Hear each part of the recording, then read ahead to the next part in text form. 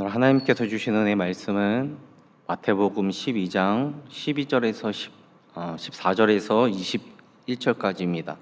마태복음 12장 14절에서 21절까지 말씀입니다. 마태복음 12장 14절에서 21절까지 말씀 교독하도록 하겠습니다. 바리새인들이 나가서 어떻게 하여 예수를 죽일까 의논하거늘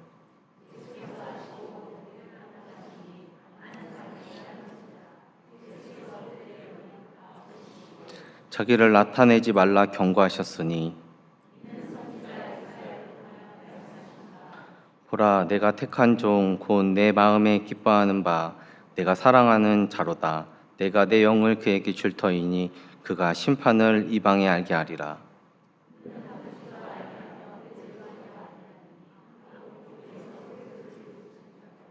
상한 갈대를 꺾지 아니하며 꺼져가는 심지를 끄지 아니하기를 심판하여 이를 이길 때까지 하리니 또한 이방들이 그 이름을 바라나 함을 이루려 하심이라.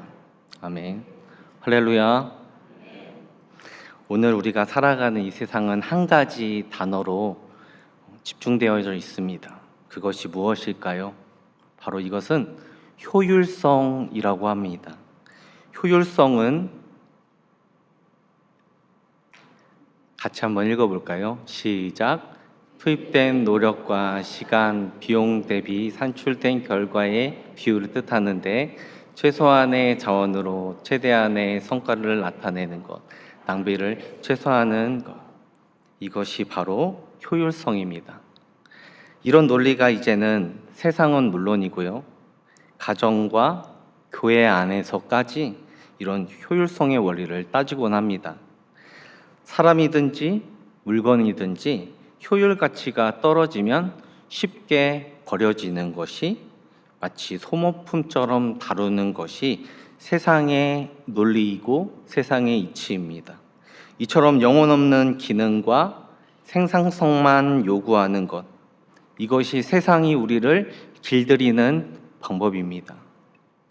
최근에 종영한 JTBC 드라마 서울 자가의 대기업 다니는 김 부장 이야기라는 이 드라마가 있었습니다. 여러분 보셨죠?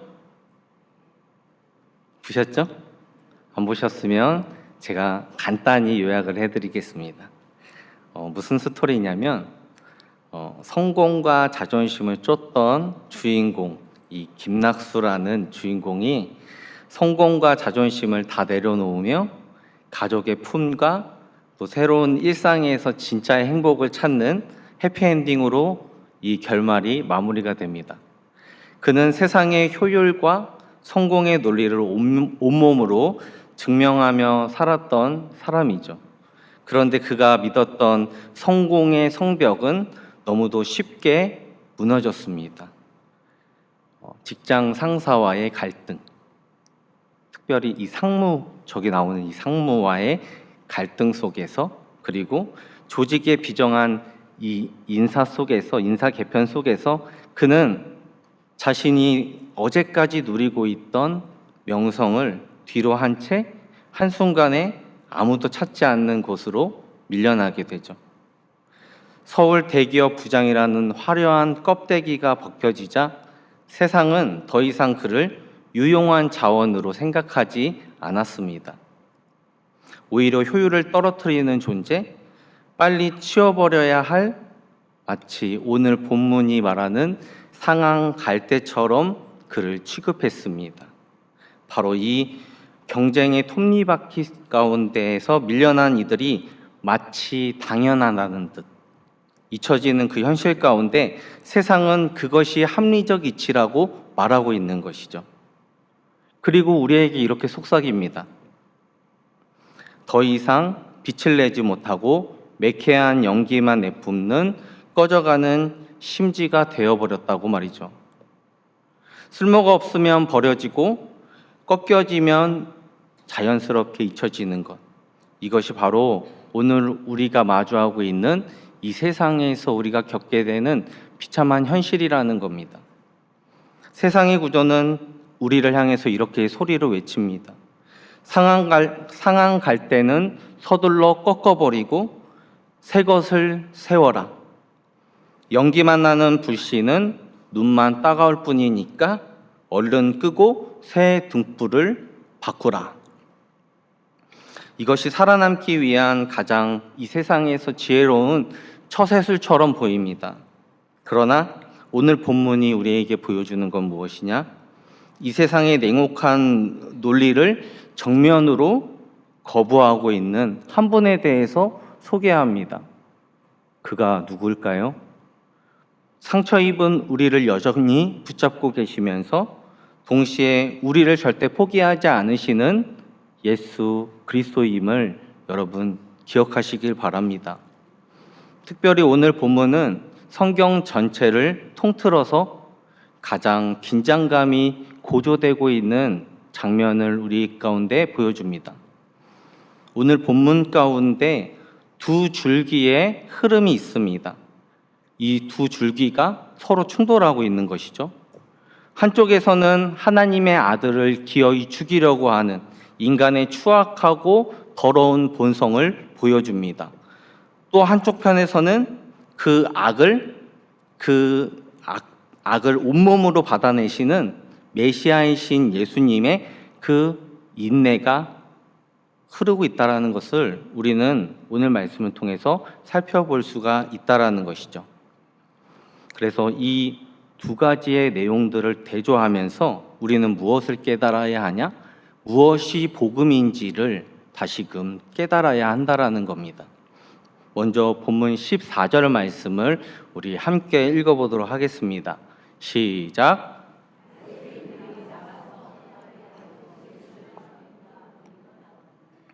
예수님이 행하시고 계시는 사역은 병든 자를 고치시고 안식일에 참된 자유를 선포하는 생명의 역사였습니다. 그런데 그 생명의 역사를 가장 가까이에서 목격했던 사람들이 있었죠. 바로 유대 종교 지도자들입니다. 그들의 결론이 무엇입니까? 결국 살인을 모의했다라는 겁니다. 그렇다면 그들은 왜 예수를 죽이려고 할까요? 그들은 하나님을 사랑하는 것이 아니라 하나님을 잘 믿고 있는 자기 자신을 더 사랑하고 있는 겁니다. 남보다 조금 더 기도하고 조금 더 봉사한다라는 그 이유로 자기 의가 자신의 발을 묶고 있는 상황. 은혜는 점차 사라지고 다른 사람을 향한 정죄와 상처만 남기게 되는 그러한 모습이 혹시 우리 안에도 자리 잡고 있지는 않은가요? 바리새인들이 예수님을 죽이려고 한 진짜 이유가 뭘까요? 주님의 빛이 그들이 평생토록 견고하게 쌓아 올렸던 자기 의라는 성벽을 무너뜨렸기 때문입니다. 그들은 하나님을 섬긴다라는 명분으로 율법이라는 잣대를 내세웠지만 실상 그들은 자신들이 만든 전통과 기득권을 우상으로 삼았던 자아 숭배자였다라는 겁니다. 자신의 종교적 성취가 부정당하는 순간 그들은 하나님의 아들조차 제거의 대상으로 생각해버리고 말았다라는 겁니다. 이 살벌한 음모 앞에 주님께서 그들 가운데 보여주신 반응은 무엇입니까? 오늘 본문 15절입니다. 같이 읽겠습니다. 시작.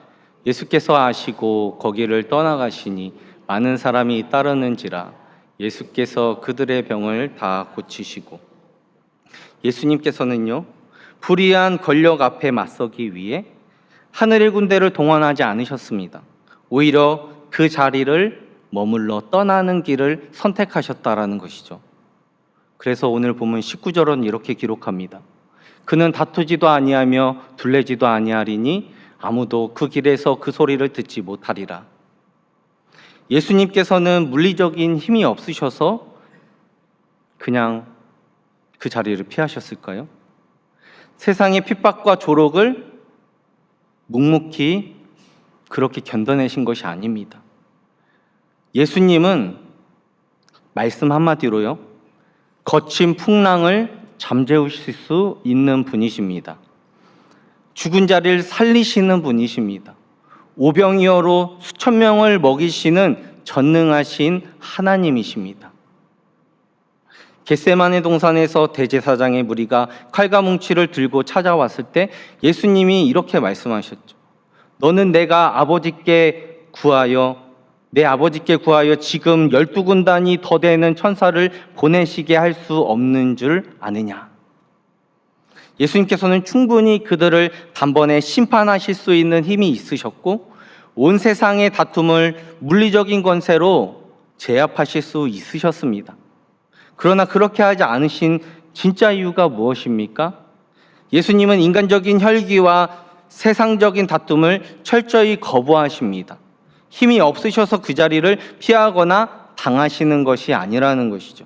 오히려 죄인들을 향한 하나님의 구원 계획을 완벽하게 완성하시기 위해 하나님 아버지의 뜻을 철저하게 복종하시기 위해서 그렇게 낮은 자의 모습을 보여주신 것입니다. 자신의 전능하심을 스스로 제어하며 꺾으신 것입니다. 이것이 바로 예수님이 우리 가운데 보여주시는 다스려진 온유함입니다. 세상의 논리를 거스르는 예수님의 사역을 보게 되면 참으로 역설적인 모습을 보여주는데요. 수많은 이적을 행하시고도 사람들에게 아무에게도 이르지 말라며 침묵을 선포하셨습니다. 왜 그렇게 하셨을까요? 자신을 드러내거나 자랑하기 위해 또는 세상의 인기를 얻기 위해 예수님이 이적을 행하신 것이 아니었다라는 겁니다. 당대 사람들은 로마의 압제로부터 자신들을 구해줄 정치적인, 군사적인 영웅, 그 영웅으로서 세상의 승리주의를 채워줄 메시아를 간절히 원했다라는 겁니다. 만약 예수님께서 자신을 과시하려 하셨다면 대중의 인기를 이용해서 왕자에 오르셨겠죠. 그러나 예수님께서는 오히려 자신의 드러남을 침묵 가운데 감추시면서 세상의 기대와는 전혀 다른 길을 걸어가셨다라는 겁니다. 그 길이 어떤 길입니까? 바로 우리 예수님께서 십자가에서 못 박혀 죽으신 그 길, 십자가의 길, 그 고난의 길, 그 연단의 길을 걸어가셨다라는 겁니다. 그 길은 화려한 왕관의 길이 아니었습니다. 머리에 가시관을 쓰는 길이었고 보좌에 앉는 길이 아니라 십자가에 못 박히는 길이었다라는 것이죠. 예수님께서는 메시아의 가장 고귀한 품성인 바로 하나님 뜻에 철저히 순종하는 고난받는 종의 모습을 취하셨습니다. 이사야 선지자의 예언대로 도살장으로 끌려가는 어린 양처럼 묵묵히 그 고난의 잔을 마시셨습니다. 세상의 죄를 짊어지신 것이죠. 세상의 눈으로 보기에는 십자가는 철저한 패배인 것 같고 무기력해 보였습니다.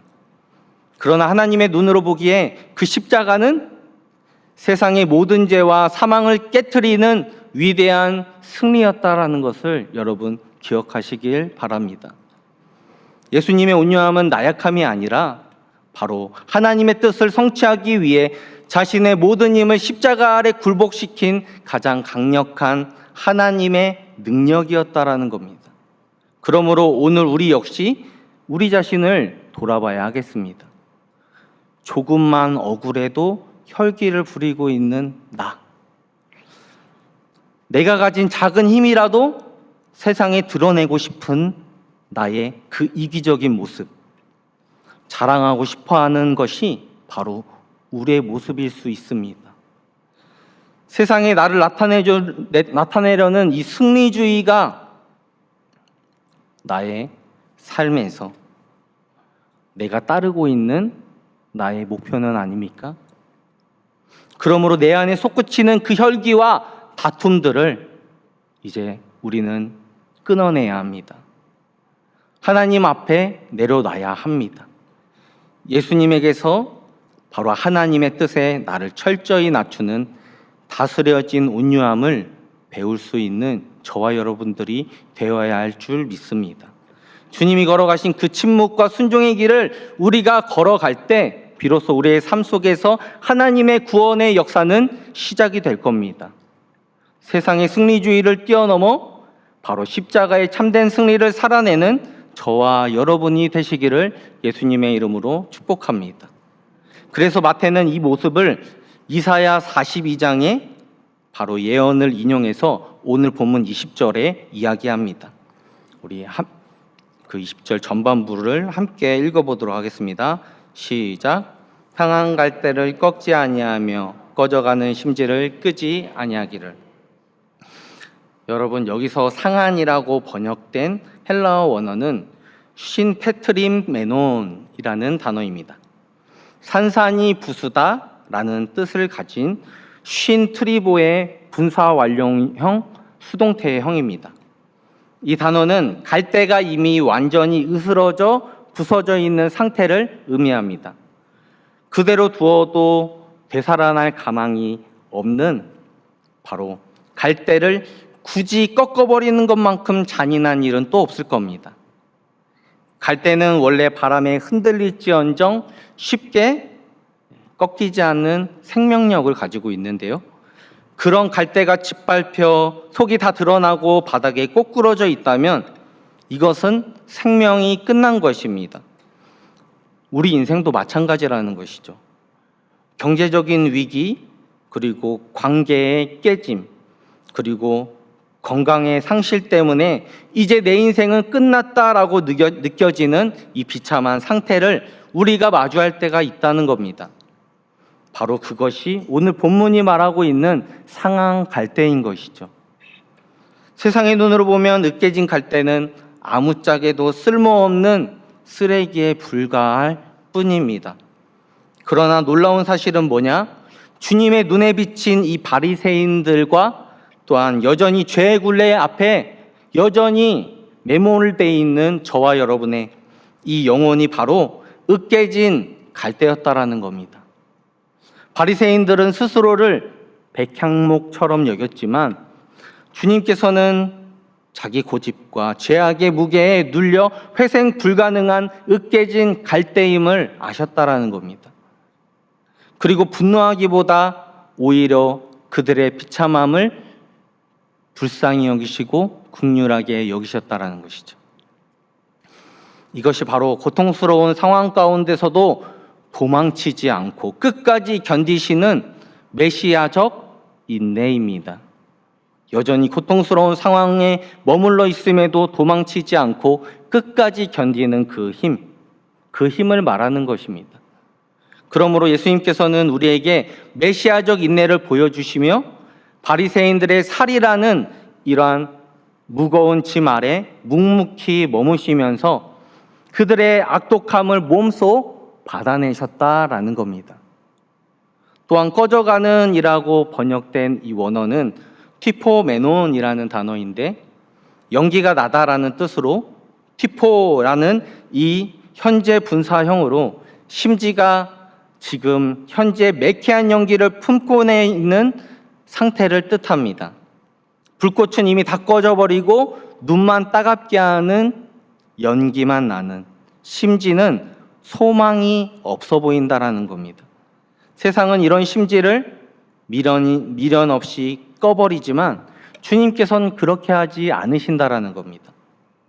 그러므로 오늘 본문은 하나님께서 택하시고 기뻐하시는 종인 예수 그리스도께서 소망이 전혀 없는 절망 가운데 있는 자들을 결코 외면치 않으시는 자비로운 분임을 우리 가운데 나타내 보여주는 말씀인 것입니다.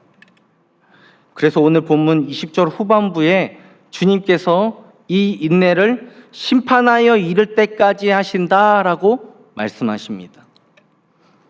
여기서 심판이라는 뜻은 단순한 처벌이나 형벌을 말하는 게 아니라 성경적인 맥락에서의 이 단어는 세상의 무질서를 하나님의 질서로 바로잡는 하나님의 공의, 하나님의 정의를 말하는 것입니다. 세상은 힘이 있는 자가 약한 자를 누르는 것이 정의라고 말하겠지만 예수님께서는 마침내 실현하시는 그 정의는 세상이 말하는 정의와는 다르다라는 겁니다. 예수님은 세상에서 무가치하게 취급받던 죄인들, 병자들, 소외된 자들을 다 가치 있게 만드시며 제자리로 돌려놓으시는 것입니다. 그것이 바로 주님이 가져오시는 정의이며 또한 재창조의 역사라는 것을 여러분 기억하시길 바랍니다. 주님은 무력으로 세상의 권력을 남용하거나 세상을 굴복시키는 승리를 추구하는 분이 아닙니다. 스스로 상한갈 때가 돼서 죽으심으로 죽어가는 자들을 살리는 그 승리에 관심을 두고 그렇게 십자가를 지셨다라는 것이죠. 이 철저한 인내의 신비는 결국 십자가로 완성이 된 줄 믿습니다. 주님께서는 으깨진 우리를 다시 세우시며 꺼져가는 우리를 다시 살리시기 위해서 당신 스스로 십자가의 대신 쉰트리보, 철저히 산산이 으깨져서 가루가 되어 주셨다라는 겁니다. 우리가 받아야 할 심판과 비참함을 몸소 스스로 대신 담당하셨다라는 겁니다. 그래서 21절은 이렇게 말합니다. 또한 이방인들이 그의 이름을 바라리라 함을 이루려 하심이라.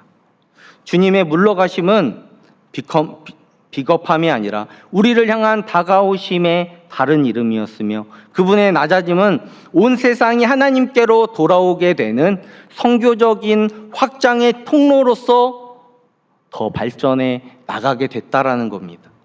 만약 주님이 그 자리에서 즉각 그들을 심판하셨다면 그 앞에 살아남을 자가 없었겠죠.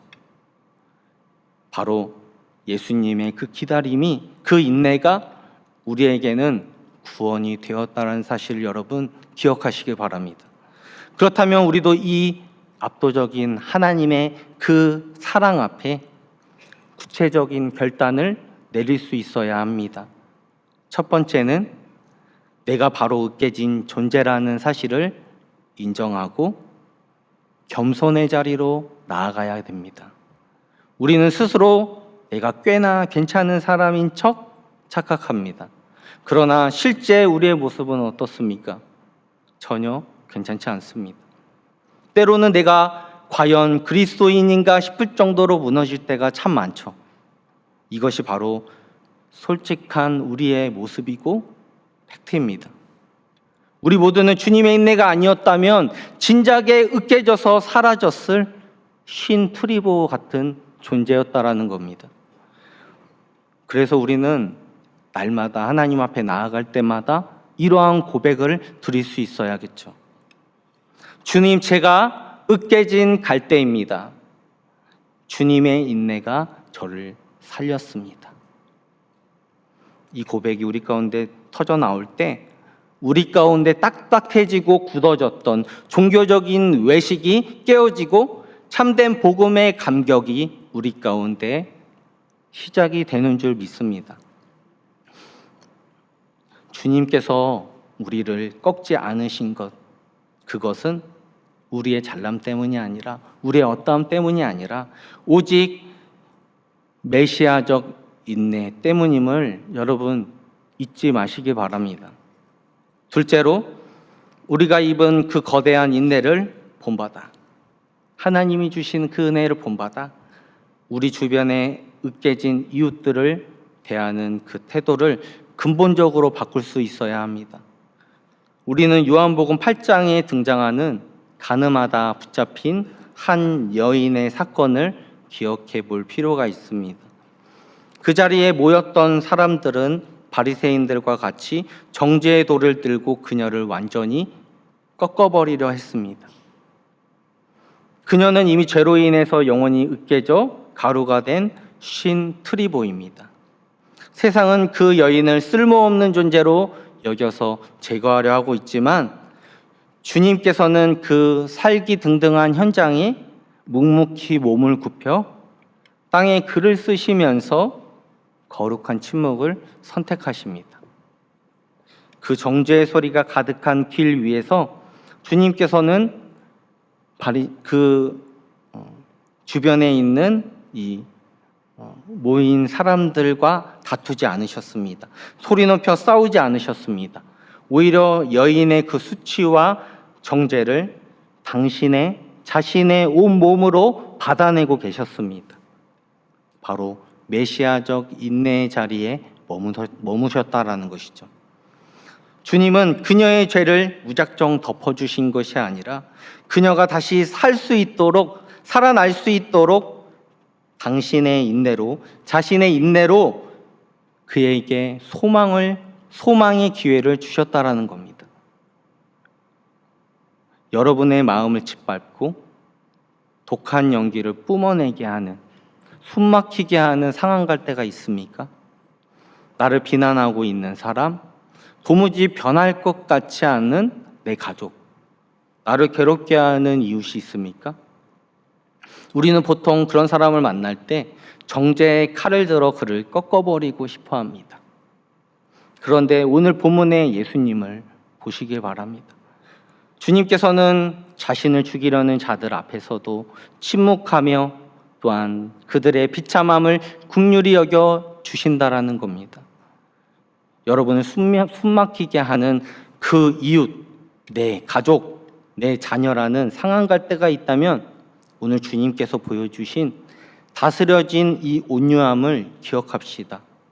비난의 말이 입술까지 차오를 때 주님이 땅바닥에서 글을 쓰시면서 침묵하셨던 그 시간을 우리가 기억하며 우리도 그 침묵의 시간을 가져야 합니다. 저 사람은 왜 저 모양이야? 여러분, 그렇게 그 사람을 꺾어버리려고 하지 마시기 바랍니다. 비난의 말이 입술까지 차오를 때 그냥 멈춰서서 그를 위해서 기도할 수 있는 우리의 모습이 되면 어떨까요? 주님의 나라는 상한 갈대를 위해서 십자가에서 대신 으깨지심을 기억할 때, 그때 주님의 나라는 완성될 것을 믿습니다.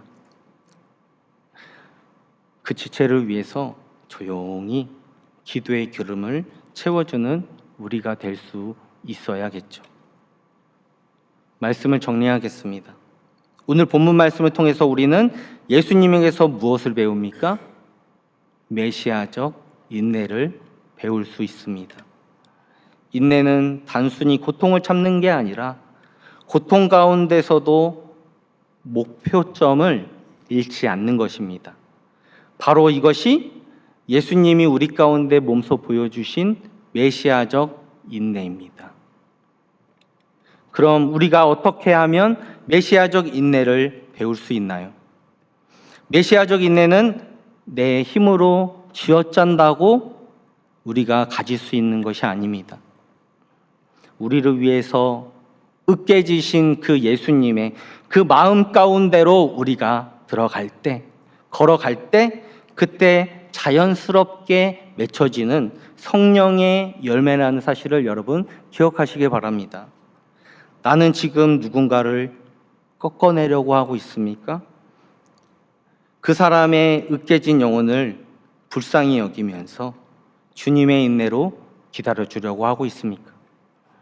예수님의 마음 안으로 우리가 들어가야 합니다. 주님의 마음을 헤아리기 위해 오늘도 우리가 기도의 자리로 나아가야 한다는 겁니다.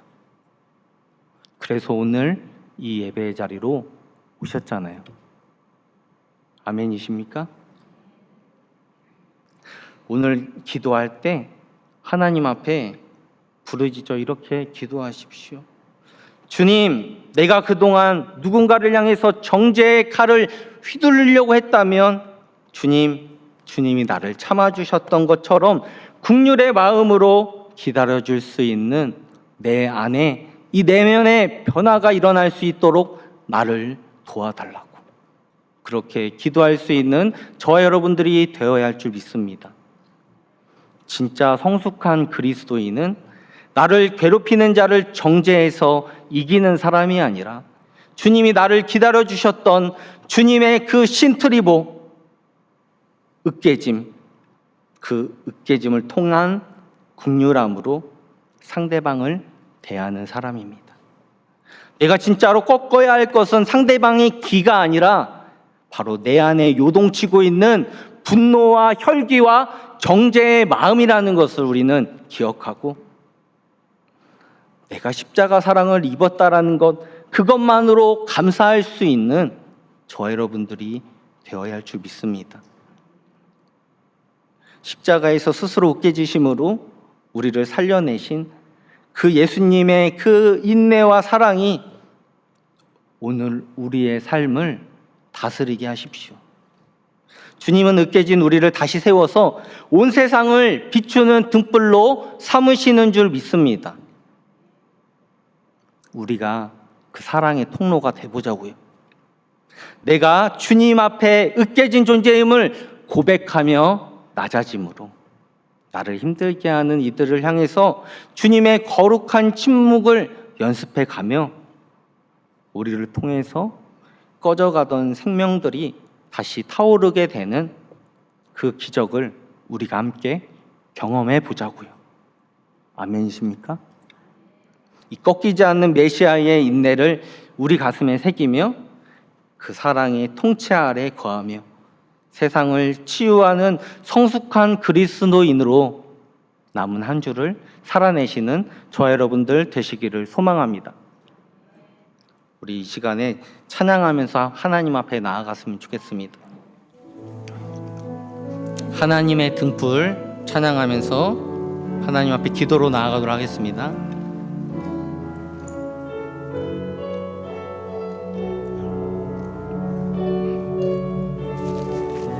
긴 어둠 속에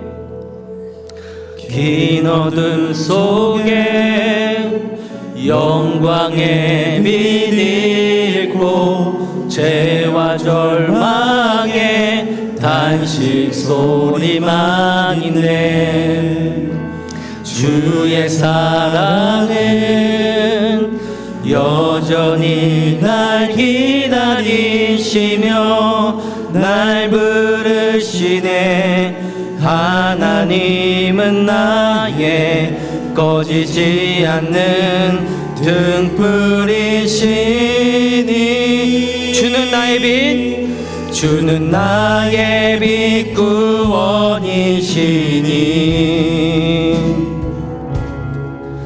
내가 누구를 두려워하리.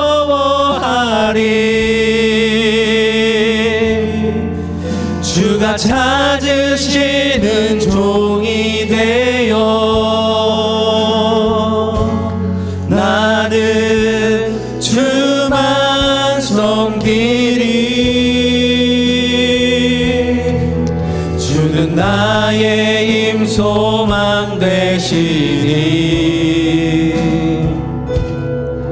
작은 자의 어둠 밝히시리. 소망 잃어버린 이 땅 위에 주의 영광 비추리. 주와 함께 우리 처음부터 다시 찬양합니다. 긴 어둠 속에 영광의 빛 잃고 죄와 절망의 단식 소리만. 주의 사랑은 여전히 날 기다리시며 날 부르시네. 하나님은 나의 꺼지지 않는 등불이시니. 주는 나의 빛 구원이시니.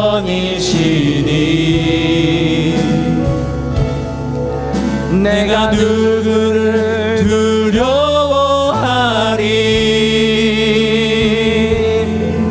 주가 찾으시는 종이 되어 나는 주만 섬기리.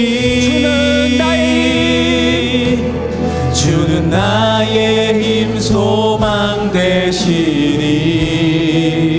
작은 자의 어둠 밝히시니. 소망 잃어버린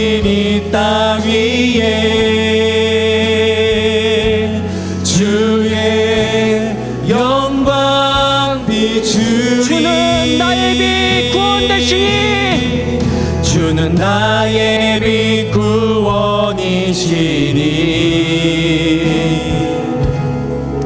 내가 누구를 두려워하리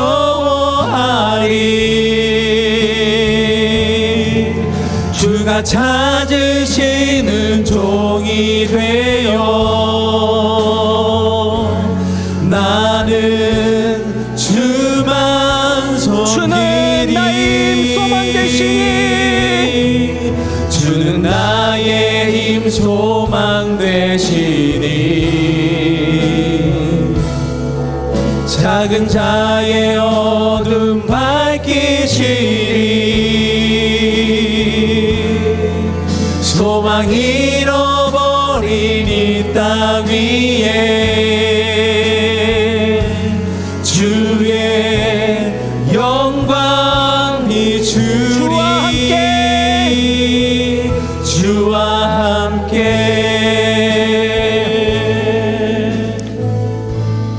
저 말씀을 위해서 말씀을 기억하시며 함께 기도할 때 백향목처럼 교만한 게 우리의 모습입니다. 죄의 무게에 짓눌려 신음할 때 그때에도 주님께서는 결코 우리를 꺾지 않으시고 거룩한 인내로 우리를 기다려주신 줄 믿습니다. 오늘 말씀을 통해서 다시금 깨닫게 된 그 사실, 내가 으깨진 갈대와 같은 존재였고 심지가 꺼져가는 등불이었다라는 것. 그러나 주님께서 연기만 피어대는 내 인생을 끄지 않으시고 오랫동안 참아주시는 그 사랑 앞에 오늘도 내가 살아가고 있다라는 것을 기억해보면 나도 누군가의 그 상한 갈대, 꺼져가는 그 심지를 꺾지 않는 사람이 되게 해달라고. 나의 모든 정죄의 돌, 나의 비난의 돌, 판단의 돌, 십자가 앞에 다 내려놓고 주님이 나를 위해서 으깨지신 그 신투리보의 그 국류를 내 안에 부어달라고 이 시간 주님의 이름 한번 크게 부르짖고 통성으로 기도하며 나아가도록 하겠습니다. 이 시간 주여 한번 부르짖고 기도합니다. 주여